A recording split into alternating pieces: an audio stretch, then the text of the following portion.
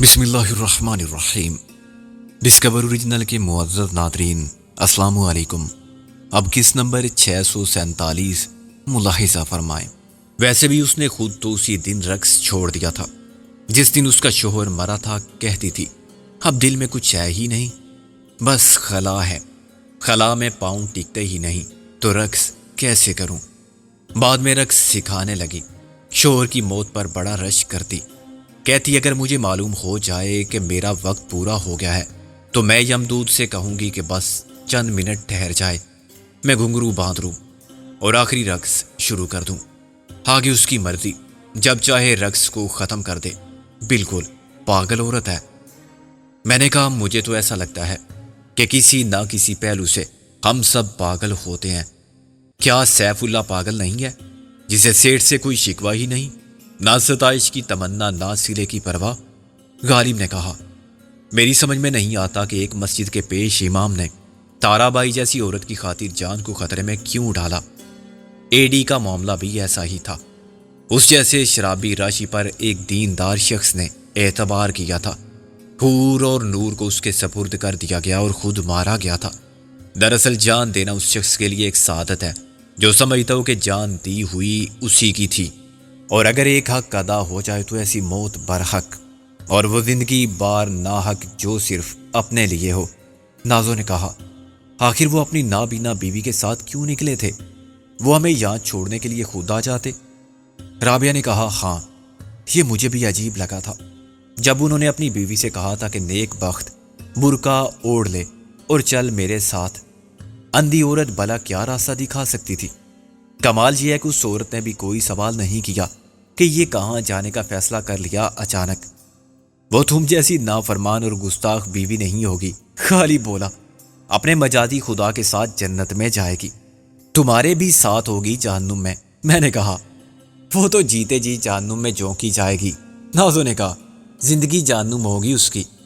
ہو سکتا ہے اپنے بارے میں تمہارے خدشات غلط ثابت ہوں۔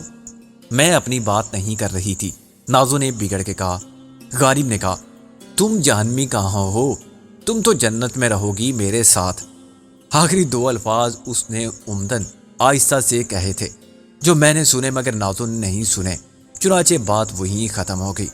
کاجل نے کہا مولوی صاحب کا پتہ کرنا چاہیے، وہ ہمیں دروازے تک چھوڑ کے چلے گئے تھے، تم نے دیکھا نہیں تھا کہ وہ واپس گئے تھے اسی راستے پر جہاں؟ کاجل نے کہا یہی تو پریشانی ہے، وہ آگے نکل گئے تھے، شاید سیف اللہ کو معلوم ہو۔ میں نے کہا سیف اللہ کو کچھ معلوم نہیں تھا، ہم کو بی لوگ بولا تھا کہ مولوی صاحب آیا ہے، اپنا استاد صاحب ہے۔ ہم بدبخت ان کو لینے کا واسطے دروازے تک نہیں گیا، وہ دروازے تک آ کے چلا گیا۔ ہم اپنا بی کو بولا کہ ان کو اندر لاؤ مگر وہ نہیں تھا۔ تم انہیں کب سے جانتے تھے؟ غالب بولا ہم بہت چھوٹا بچہ تھا، والد صاحب ادھر اکوڑا خٹک میں بھیجا۔ تم کو معلوم ہے ادھر کتنا بڑا دارالعلوم ہے، جہانگیر کا پاس؟ میں نے کہا میں نے دیکھا ہے، بس ہم بدبخت ادھر ناظرہ ختم کیا، پھر والد صاحب قضائی الہی سے فوت ہو گیا، ہمارا چاچا اس کو قتل کیا۔ تمہارے سگے چاچا نے؟ کیوں؟ خو یارا زمین کا واسطے، کیسا نامراد ہے یہ زمین۔ ابھی ہم چاچا کو قتل کرتا، پھر وہ ہمارا بیٹا کو، پھر ایسا سب 2 گز زمین لیتا تو زمین ختم ہو جاتا، دشمنی ختم نہ ہوتی۔ ہم زمین اسی کو دیا، ادھر آ گیا۔ ہمارا استاد صاحب بعد میں آیا، اس کا پیر و مرشد حکم دیا، ابھی خدا خبر کیا حکم ہوا، وہ کدھر گیا؟ میں نے کہا میں دیکھ کے آتا ہوں۔ بے اختیار رابعہ نے کہا کوئی ضرورت نہیں۔ میں نے اسے دیکھا تو وہ شرمندہ نظر آنے لگی۔ میرا مطلب تھا کہ وہ بچہ جو ہمیں یہاں لایا تھا وہ بھی تو معلوم کر سکتا ہے۔ غالب اور نازو اس کے ہم نوا ہو گئے۔ ہاں رابعہ ٹھیک کہتی ہے، ہمارا باہر جانا خطرے سے خالی نہیں ہے، اور اندر ہم محفوظ ہیں، اس کی کیا گارنٹی ہے؟ میں نے کہا۔ کاجل نے کہا تم سب بیٹھو، میں جاتی ہوں، مجھے ویسے بھی گھر جا کے بابا کی خیریت معلوم کرنی ہے، وہ میری وجہ سے پریشان ہوں گے۔ تم کیسے جاؤ گی؟ کار تو وہیں چھوڑ دی تھی تم نے۔ کار وہیں ہوگی، میں لے جاؤں گی، کاجل نے کہا۔ رابعہ نے مضطرب لہجے میں کہا کاجل اکیلی مت جاؤ، حالات ٹھیک نہیں ہے۔ نازو بولی تم فکر مت کرو، مجھے کچھ نہیں ہوگا، میں واپس آؤں گی۔ جب تک میں نہ آؤں تم یہاں سے مت نکلنا۔ میں نے کہا اس کی گارنٹی ہم نہیں دے سکتے، تم نہ جانے کب آؤ۔ میں بندوبست کر کے آؤں گی، کوشش کروں گی کوئی گاڑی مل جائے جس میں ہم سب نکل جائیں۔ بس کا سفر مشکل اور لمبا ہوگا، راستے میں جگہ جگہ روکنے والے بھی بدماشی کرتے ہیں، روپیہ پیسہ اور زیور چھین لیتے ہیں، اور پولیس کچھ نہیں کرتی۔ یہ سب پولیس ہی تو کرتی ہے، کاجل نے کہا۔ سرحد پار کرانے والے ایجنٹ بھی ان سے ملے ہوئے ہوتے ہیں، وہ پولیس کو بتا دیتے ہیں کہ کس کے پاس کتنا نقد ہے، کتنا سونا ہے۔ مجبور لوگ کچھ بول نہیں سکتے، ایجنٹ واپسی میں اپنا حصہ وصول کر لیتا ہے، بس یا ٹرک بھی اسی کا ہوتا ہے، اور یہ سب جانتے ہوئے بھی لوگ ان پر بھروسہ کرتے ہیں۔ بھروسہ نہ کریں تو کیا کریں، کہاں جائیں، کیسے جائیں، آخر جان تو بچانی ہے، کاجل نے کہا۔ کار والے بچ جاتے ہیں، پولیس بھی ڈرتی ہے کہ نہ جانے اس میں کون ہو۔ میں نے کہا پھر تم ہر قیمت پر کار یا جیپ حاصل کرو، ہم اس پر بوگس نمبر پلیٹ لگا کر نکل جائیں گے۔ Bogus number plate? ہمارے پاس انڈین پاسپورٹ ہے۔ میں نے کہا اگر انڈیا کے کسی شہر کا رجسٹریشن نمبر مل جائے؟ کالم نے کہا یہ تو کوئی مشکل کام نہیں، آج کل بھارتی گاڑیاں بہت آ گئی ہیں، کوئی بھی نمبر نوٹ کر لو اور نمبر پلیٹ بنوا لو۔ اس سے یہ فائدہ بھی ہوگا کہ اصل نمبر کی کار تو ڈھاکہ میں ہوگی، پولیس کے پاس اس کے گم یا چوری ہونے کی رپورٹ نہیں ہوگی کہ ہمیں کوئی بارڈر پر روکے۔ بارڈر پر ہمیں لازمی روکا جائے گا۔ میں نے کہا بنگلہ دیش کی سرحد کے بعد نیپال میں داخل ہونے سے پہلے روکنے والے جب پاسپورٹ دیکھ لیں گے تو گاڑی کے کاغذات چیک نہیں کریں گے، غالب نے کہا۔ نازو نے کہا گاڑی تو مل جائے گی، بوگس نمبر پلیٹ کون بنا کے دے گا اور سرحد تک راستہ کون بتائے گا؟ رابعہ نے کہا راستہ جاننے والا ڈرائیور ہے، کاجل نے کہا شاید وہ بوگس نمبر پلیٹ بھی بنوا دے۔ بھروسے کا آدمی ہے نا، غالب نے کہا۔ بھروسہ کون کس پر کر سکتا ہے، ویسے تو میری بات نہیں ٹالے گا، کاجل نے کہا۔ میں اسے ساتھ لے آؤں گی، نازو بولی۔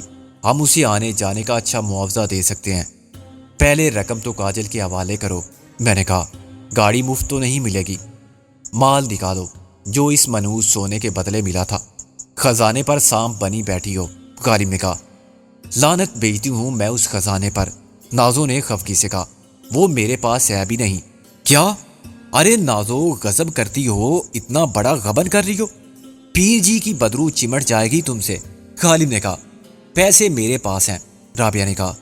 غالب نے سر کھجا کے کہا میں بھی حیران تھا کہ نازو جیسی ایماندار نیک شریف خدا ترس لڑکی کو کیا ہوا، تم ہو بڑے کمینے دوست، میں نے کہا۔ کاجل کے رخصت ہو جانے کے بعد ہمارے پاس کرنے کے لیے کچھ نہیں رہا سوائے انتظار کے۔ سیف اللہ کا اکلوتا بیٹا مولوی صاحب کے گھر تک گیا اور 1 گھنٹے میں لوٹ کر آیا تو یہ خبر لایا کہ ان کے حجرے میں بدستور تالا پڑا ہوا ہے۔ مولوی صاحب نے زور کی نماز بھی نہیں پڑھائی تھی، مسجد میں کسی نے آذان بھی نہیں دی تھی۔ سیف اللہ نے کہا اللہ توبہ، اللہ توبہ، یہ اچھا شگون نہیں ہے۔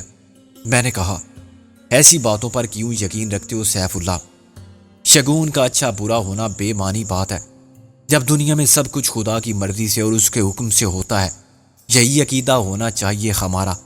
ہندوؤں کے ساتھ رہ کے ہم تو ہم پرست ہو گئے ہیں، مگر مسجد میں آذان نہیں ہوا۔ لڑکے نے کہا ابا میرا بات پورا نہیں سنا آپ، میں ادھر گیا تو میرے کو وہ لالا دکاندار بولا کہ مولوی صاحب پاکستان بھاگ گیا ہے، آج تو آذان بھی نہیں ہوا، پھر میں آذان دیا۔ کیا تو آذان دیا؟ سیف اللہ نے تڑپ کر اٹھنے کی ناکام کوشش کی اور پھر اپنے ہاتھ پھیلا دیے۔ ہو ادھر آ بچہ، بابا کا جان۔ اس نے بیٹے کو سینے سے لگا لیا، وہ حد درجہ جذباتی ہو رہا تھا۔ اس نے بیٹے کو چوما اور رونے لگا۔ روتا کیوں ہے بابا؟ بچہ ڈر گیا۔ یہ خوشی کا آنسو ہے بچہ، تو میرے کو سرخ رو کیا، تو اللہ کا گھر میں آذان دیا، آفرین آفرین، ہمارا استاد ہوتا تو تیرے کو اپنا خاص شاگرد بنا لیتا۔ مولوی صاحب پہلے بھی میرے کو آذان کا واسطے بولا۔ لڑکے نے خوش ہو کے انکشاف اور اعتراف کیا۔ اور آفرین مر جانا، تو سنا تیرا بیٹا کیا بولتا؟ آگے بول، جب تو آذان دیا تو نماز کا واسطے آیا کوئی؟ ہاں سب آیا، میں بھی نماز پڑھا، 10 آدمی تھا۔ امامت کس نے کی؟ سیف اللہ بولا۔ حاجی بابا نے، وہ ادھر تھا۔ میرے کو بولا بچہ ابھی ہم آذان نہیں دے سکتا، اس کا آواز کیا ہوا بابا؟ اللہ نے لے لیا، سیف اللہ بولا، اور پھر ہم سے مخاطب ہو گیا، کینسر ہو گیا تھا، گلے کا آپریشن ہوا، ابھی مشین کا مدد سے بولتا ہے، گلے پر مشین رکھتا ہے تو مشین سے آواز نکلتا ہے، قریب کا لوگ ہی سنتا ہے۔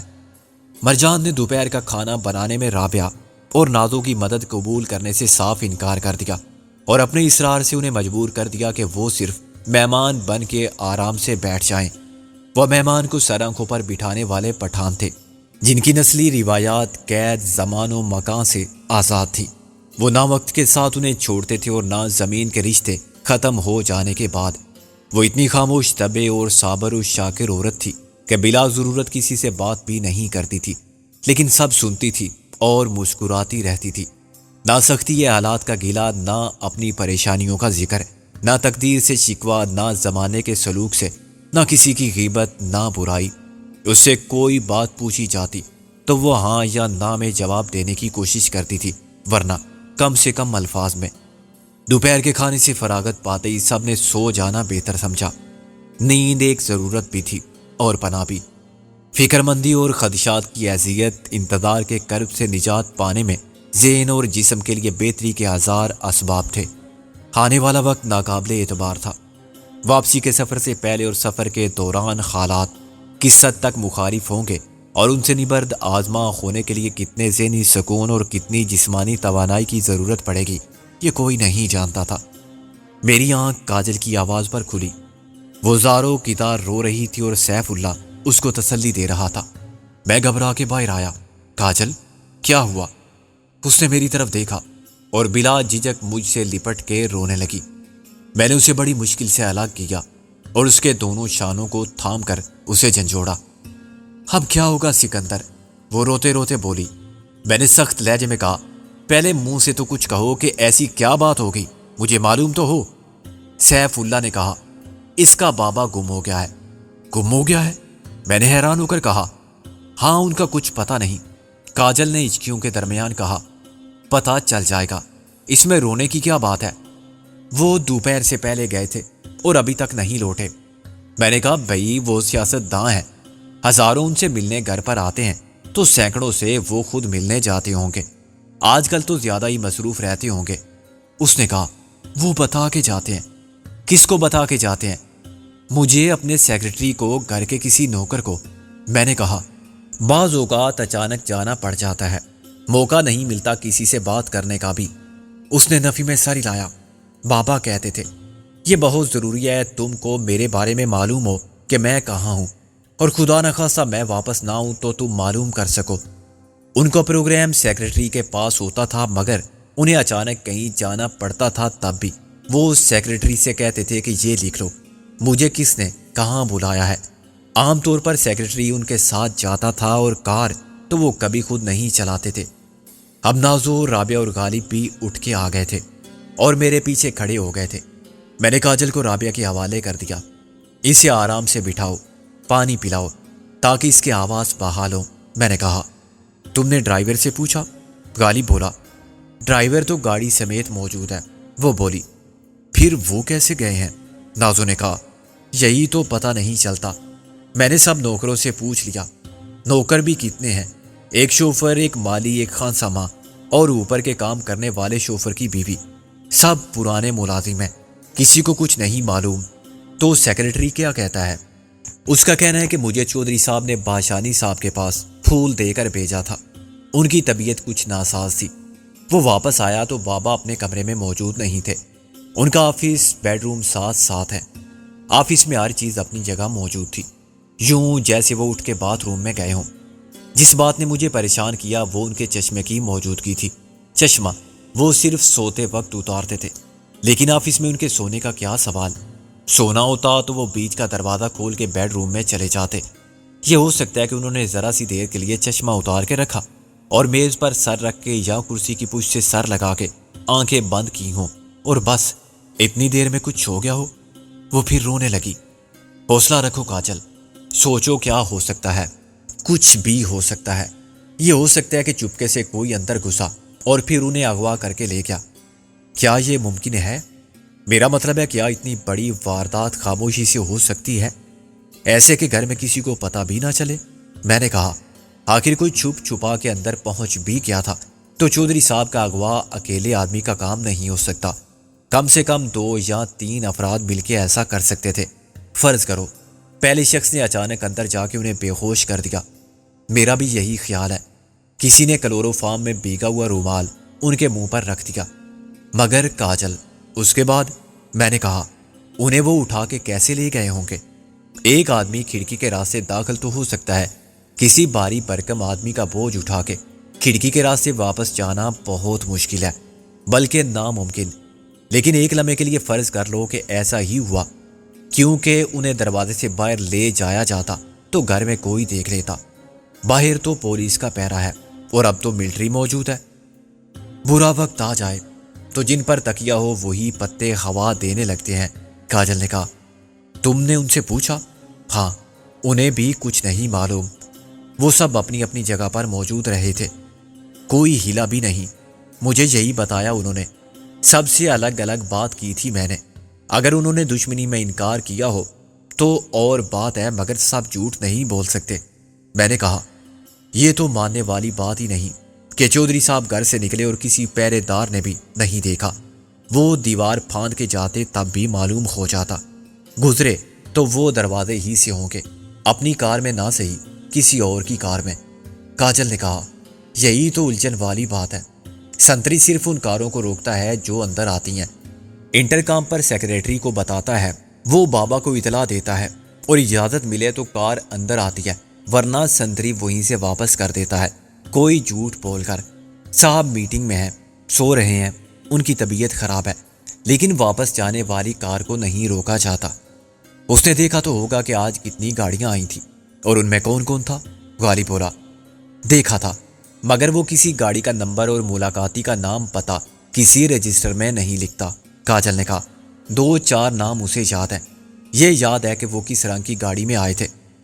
سیکریٹری کیا کہتا ہے؟ اس کے پاس 2 درجن سے زیادہ افراد کے نام لکھے ہوئے ہیں کہ کون کتنے بجے آیا تھا، ان میں سے چند نام تو ایسے ہیں کہ ان پر شبہ نہیں کیا جا سکتا۔ میرا خیال ہے کہ شبے کے بغیر تفتیش شروع ہی نہیں ہوتی، اور شبے سے اپنے سائے کو بھی بالا تر نہیں سمجھنا چاہیے، غالب نے کہا۔ کاجل بولی سیکریٹری سب کو فون کر چکا ہے، پولیس بھی آ گئی تھی، ان کے نزدیک چند نام تصدیق طلب ہیں، یہاں سینکڑوں ادارے ہیں، ہر شخص نے کوئی انجمن یا تنظیم بنا رکھی ہے، بہبود گداگراں سے لے کر فلاح جیب تراشاں تک سب فراڈ ہیں، اور کھانے کے بہانے ایسے بہت سے وفود یا کسی تنظیم کے ارکان بھی بابا سے ملنے آتے تھے جن کا وہ نام بھی نہیں جانتے تھے، مگر وہ مل لیتے تھے۔ ایک کارڈ یا لیٹر ہیڈ چھپوا کر آدمی اعتبار حاصل کر لیتا ہے، نام پتہ کی تصدیق فوراً کیسے ہو سکتی ہے؟ تمہارا خیال ہے کہ ایسے ہی کسی آدمی نے؟ یہ میرا نہیں، پولیس کا خیال ہے۔ کاجل نے میری بات کاٹ دی۔ کوئی ان سے ملنے آیا اور انہیں گن پوائنٹ پر لے گیا، وہ خاموش رہنے پر مجبور تھے۔ اگر سیکریٹری اپنے کمرے میں ہوتا تو اسے بھی خاموش کر دیا جاتا، مگر انہیں معلوم تھا کہ اس وقت سیکریٹری موجود نہیں۔ وہ ان کو اپنی کار تک لے گئے اور پھر ناک آؤٹ کر کے نیچے ڈال دیا۔ گیٹ سے گزرتے وقت کار میں وہ کسی کو بھی نظر نہیں آتے۔ اب پولیس ان سب سے معلومات حاصل کر رہی ہے جن کا ریکارڈ ہے۔ ان کا کہنا ہے کہ وہ گمنام لوگوں کا بھی پتہ چلا لیں گے۔ پھر ابھی سے رونا دھونا کیوں؟ غالب نے کہا۔ کاجل بولی وہ مجھے تسلی دینے کے لیے ایسا کہہ رہے ہیں، سب کا سراغ لگانا ممکن ہی نہیں۔ کتنے گھنٹے ہو گئے انہیں گئے ہوئے؟ نازو نے کہا 6-6.5 گھنٹے۔ پھر تو ایسی پریشانی کی کوئی بات نہیں، نازو نے کہا۔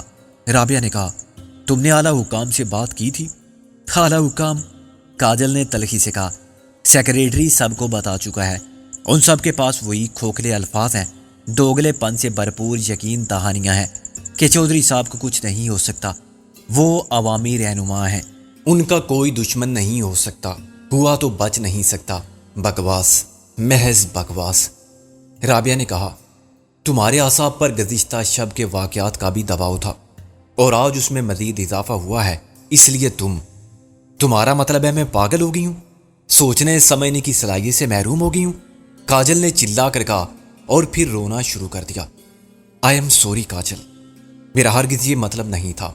رابعہ نے کہا تم سب نہیں سمجھو گے، وہ سسکیاں لیتے ہوئے بولی، میں کسی جھوٹی تسلی، بے بنیاد بہلاوے اور خواہ مخواہ کی دلجوئی سے مطمئن نہیں ہو سکتی۔ خود میری عقل کے دلائل بھی وہی ہیں جو تمہارے، کہ مجھے تفتیش، تحقیق اور تصدیق کے نتائج کا انتظار کرنا چاہیے۔ مگر ایک بات جو میرا دل کہتا ہے، میری چھٹیس بتاتی ہے، وہ ساری دلیلوں پر بھاری ہے۔ مجھے محسوس ہوتا ہے کہ کچھ ہوا ہے یا ہونے والا ہے۔ ہم سب خاموش رہے، کسی کے پاس اب کہنے کو کچھ نہیں بچا تھا۔ کاجل نے پھر آنسو صاف کیے اور بولی، مجھے اس طرح بات نہیں کرنی چاہیے تھی تم سے۔ تم ہی تو اب میرے لیے سب کچھ ہو، میرا سہارا، میرے دوست، میرا خاندان۔ رابعہ باجی، میں پاگل ہوں، سارا زمانہ جانتا ہے، نہیں ہوں تو ہو جاؤں گی۔ رابعہ نے اس کے سر کو کندھے سے لگا کے تھپکا۔ خدا نے چاہا تو سب ٹھیک ہو جائے گا، تم واپس جاؤ گی تو بابا تمہیں گھر پر ملیں گے۔ میں نے بہتر سمجھا کہ موضوع بدل دیا جائے۔ کاجل، وہ ڈرائیور ملا تمہیں؟ کوئی بات ہوئی اس سے؟ نہیں، ابھی تو نہیں ہوئی، وہ دل گرفتہ لہجے میں بولی۔ اس کے لیے مجھے اس کے گھر جانا ہوگا آج رات، صبح وہ سب کچھ کرے گا۔ میرے دل میں ایک پھانس سی چبھ گئی تھی۔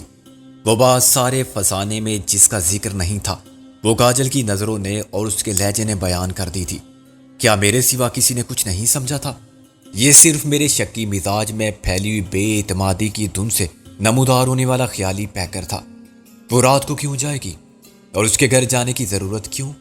کیا وہ خود نہیں آ سکتا؟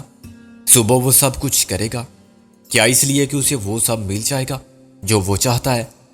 کاجل جیسی شعلہ ساما، شباب اور سیمابی حسن رکھنے والی لڑکی آخر کتنے دشمنوں کو دوستی کا خراج دے گی؟ نہیں، مجھے ایسا نہیں سوچنا چاہیے۔ اگر ایک بھارتی سورما نے اس کو رشوت میں حاصل کر لیا تو اس سے یہ ثابت نہیں ہوتا کہ کاجل اپنی ہر ضرورت کو اپنی ذات کی رشوت سے پورا کرتی ہے۔ میں اب جاتی ہوں، صبح آؤں گی، اس نے کہا۔ ابھی صرف اس لیے آئی تھی کہ میرے نہ آنے سے تم پریشان ہو جاتے اور نہ جانے کیا کیا سوچتے۔ صبح تک کچھ مت کرنا، اس گھر سے باہر بھی مت نکلنا۔ خدا نے چاہا تو کل ہم ایک ساتھ نکلیں گے۔ گاڑی کا وہ بھی ہو جائے گا کل صبح، اس نے جھنجھلا کر کہا۔ جیسے اعلیٰ دین کے چراغ کا جن تھا نا، ایسے ہی میرے قبضے میں ایک جن ہے۔ میں نے کہا، اعلیٰ دین کا چراغ تو تم خود ہو۔ اس کا چہرہ بجھ گیا۔ اس نے بڑی زخمی اور شکایت کرنے والی فریادی نظروں سے مجھے دیکھا۔ اس کی کاجل بری آنکھوں نے تڑپ کے کہا، تم بھی ایسا کہتے ہو سکندر؟ اور اسے ایک نظر نے وہ راز فاش کر دیا جو شاید ابھی تک میرا گمان تھا یا آوارہ خیال تھا، اور پردے کے پیچھے چھپے ہوئے چور کا سایہ تھا۔ کاجل ایک دم پلٹی اور باہر نکل گئی۔ کسی نے اسے کچھ بھی نہیں کہا تھا، مگر وہ گھر سے اس عورت کی طرح گئی تھی جو چوری چھپے رات بھر باہر رہنے کے بعد مٹھی میں اپنی کمائی دبا کے گھر لوٹتی ہے۔ رابعہ، ناظر، غالب نے عملاً ایک دوسرے کی طرف دیکھنے سے گریز کیا، ورنہ ہم سب مزید شرمندہ ہوتے۔ سیف اللہ نے رات کے کھانے کے بعد مجھے باہر بلایا۔ مرجان کی زبان اب کچھ کھل گئی تھی۔ وہ اندر نازو اور رابعہ سے باتیں کر رہی تھی، اپنے بچپن کی، جوانی کی، شادی کی، اپنے گھر کی اور گھر والوں کی۔ اس سادہ دل اور سادہ لو عورت کو ان باتوں کے علاوہ کوئی بات کرنی ہی نہیں آتی تھی۔ غالب کچھ دیر پہلے سیف اللہ کے بیٹے کو ساتھ لے کر مولوی صاحب کے بارے میں معلوم کرنے گیا تھا۔ ہم کو تمہارا یار بولا تم پٹھان ہے، تمہارا باپ وزیر خان تھا۔ میں نے کہا، اگر سب خان پٹھان ہوتے ہیں تو پھر میں انکار نہیں کر سکتا۔ میرا اپنا نام پہلے کبیر خان تھا، مگر اب میں ان چیزوں کا قائل نہیں۔ میں پہلے مسلمان ہوں، پھر پاکستانی، انسان تو ہم سب ہیں۔ وہ چپ ہو گیا۔ ہاں تم ٹھیک بولا، ہمارا ایک کام کرے گا، ہم تمہارا احسان کی بات کرو گے تو میں کوئی کام نہیں کروں گا۔ ویسے تمہارا حق بنتا ہے کہ تم مجھ سے جو کہو میں وہ مانوں۔ میں نے کہا، پکا وعدہ؟ ابھی ہاتھ ملاؤ۔ سیف اللہ نے کہا، اپنا بات یاد رکھنا۔ میں نے اپنا ہاتھ آگے بڑھا دیا، مگر میں الجھن میں پڑ گیا تھا۔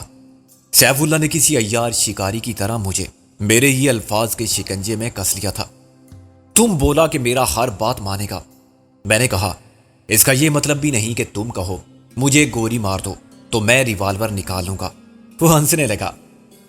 ابھی ہم معذور ہیں، پاگل نہیں ہوا، ہم کو تمہارا مدد کا ضرورت ہے، بولو مدد کرے گا؟ مدد تو ضرور کروں گا، خواہ اس کے لیے مجھے اپنی جان بھی دینی پڑے۔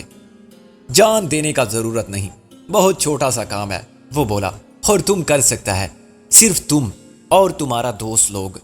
میں نے کہا، کام بتاؤ سیف اللہ۔ اس نے کہا، ہمارا بیوی بچہ کو لے جاؤ اپنا ساتھ واپس پاکستان۔ کیا؟ میں نے کہا، اور تم؟ میرا بات چھوڑو، ابھی جو میں بولا۔ میں نے کہا، یہ کیسے ہو سکتا ہے سیف اللہ؟ آہستہ بولو، تم زبان دیا ہے، مردوں والا وعدہ کیا ہے کہ میرا بات مانے گا، میرا مدد کرے گا۔ سیف اللہ نے میرا ہاتھ پکڑ لیا۔ اس حالت میں تم کیسے جا سکتے ہو؟ میں اپنا نہیں بولا، مرجان کا اور اپنا بیٹا کا بات کیا۔ ادھر ہم رہ سکتا ہے، وہ نہیں رہ سکتا۔ تم بھی اکیلے کیسے رہ سکتے ہو؟ میں نے کہا، اس کا فکر تم مت کرو، ہم تم کا مدد کے واسطے بولا، یہ کام تمہارا واسطے مشکل نہیں ہے۔ سیف اللہ نے سرگوشی کی۔ سیف اللہ، کیا مرجان مان جائے گی کہ اس حالت میں تمہیں یہاں چھوڑ دے اور اپنے بچے کے ساتھ ماں باپ کے گھر چلی جائے؟ اگر تم ایسا سمجھتے ہو اسے تو واقعی پاگل ہو گئے ہو۔ وہ تمہارے ساتھ مر جائے گی مگر تمہارا ساتھ نہیں چھوڑے گی۔ یہ مشرق کی ریت ہے، ہماری روایات ہے۔ اس کو ہم راضی کرے گا۔ اس کا راضی ہونا اتنا ہی ناممکن ہے جتنا سورج کا مغرب سے نکلنا۔ خود دیکھو یارا، ہم تھوڑا سا جھوٹ بولے گا، ایسا جھوٹ اللہ معاف کرے جو زندگی بچانے کا واسطے بولا جائے۔ کیا جھوٹ بولو گے تم؟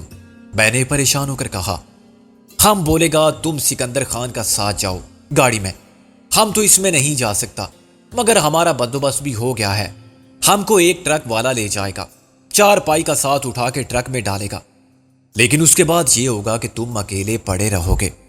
اپنی جگہ سے اٹھ کے تم ایک قدم بھی چلو تو تمہیں بیساکھی کا سہارا کافی نہیں ہوتا۔ تمہاری دوسری بیساکھی مرجان ہے، وہ تمہیں سنبھالتی ہے، کھلاتی ہے، پلاتی ہے، صاف ستھرا رکھتی ہے۔ اس کے چلے جانے کے بعد تم بھوکے پیاسے پڑے رہو گے، تمہیں پوچھنے والا بھی کوئی نہیں ہوگا۔ تم گر گئے تو اٹھانے والا بھی نہیں ہوگا کوئی۔ نہیں سیف اللہ، میں یہ نہیں کر سکتا۔ مجھے وعدہ شکن اور جھوٹا کہلانا منظور ہے۔ تم مجھے احسان فراموش کہو یا کچھ اور میں برا نہیں مانوں گا۔ اس نے بے بسی سے کہا، یارا، تم وعدہ کیا تھا مدد کا، یہ مدد نہیں ظلم ہے۔ میں نے ظلم کرنے کا وعدہ نہیں کیا تھا۔ میں نے اٹھتے ہوئے کہا، میں تم کو یہاں قسم پرسی کے عالم میں مرتا ہوا چھوڑنے کا سوچ بھی نہیں سکتا۔ ہاں، میں کوشش کروں گا کہ تم سب کے لیے واقعی کسی ٹرک کا بندوبست ہو جائے، مگر یہ وعدہ نہیں ہے۔ ایک بات سنو، بیٹھو، وہ بولا۔ میں پھر بیٹھ گیا۔ کوئی اور بات ہے تو کہو۔ دیکھو یارا، مرجان کو چھوڑو، ادھر کلیم اللہ کو لے جاؤ، اس کے لیے جگہ ہوگا تمہارا گاڑی میں، اس کو بچا لو ان ظالموں سے۔ میں نے گہری سانس لے کر کہا، کیا مرجان مان جائے گی؟ مرجان کو ہم راضی کرے گا۔